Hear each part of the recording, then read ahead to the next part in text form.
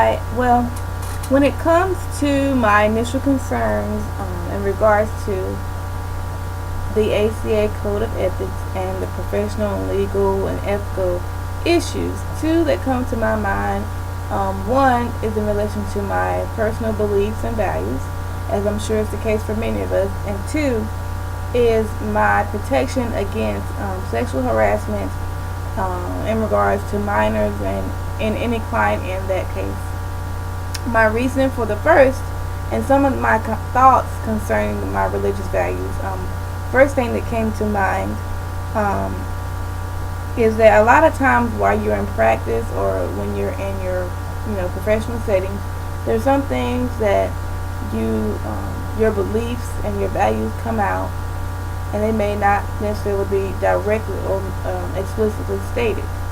So for me, and my concern is that how do I, be myself and, not necessarily impose my views or values on my clients, but also have the freedom to express myself in a way, in my professional settings without offense to my client and without presenting any harm or putting the client at risk to being harmed from, my own personal beliefs and values.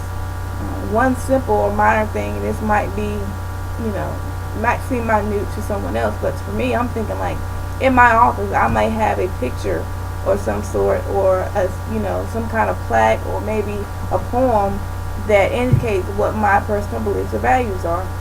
And if the person may be reading that or somehow is, drawn to that, how do I go about disclosing or being what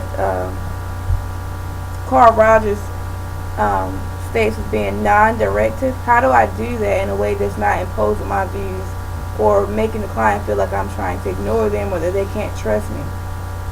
Okay, so that's the first issue. So if you guys can give me any feedback on that or maybe offer some advice, I'm all ears. And the second thing that I was referring to was like the sexual harassment and just how to protect yourself against that without going against what the ACA Code of Ethics states. This stemmed from a recent incident at a site that I was interning at, and an individual has been assaulted, and there has been a history of this with this particular student with another personnel at the school. Unfortunately, there were no witnesses, and now the parent is threatening to press charges against the school and the staff members that have allegedly stated that their child has been, threatening them in a way that's made them feel uncomfortable and in a way that's sexual. So my thing is, as the client, as the counselor, how do I protect myself against, such cases? Where do I begin? I'm sure the ACA Code of Ethics will give me some guidelines to that. But not only for myself, what about the client? What are their rights?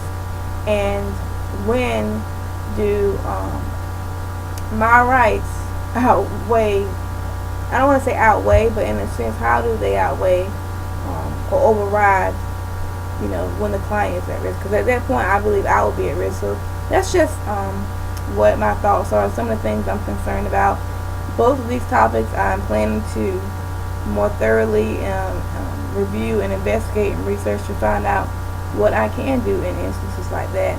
And as I said earlier, I'm always open to feedback and advice for those of you who can offer it. Thank you for listening, and I'm looking forward to reading your posts as well.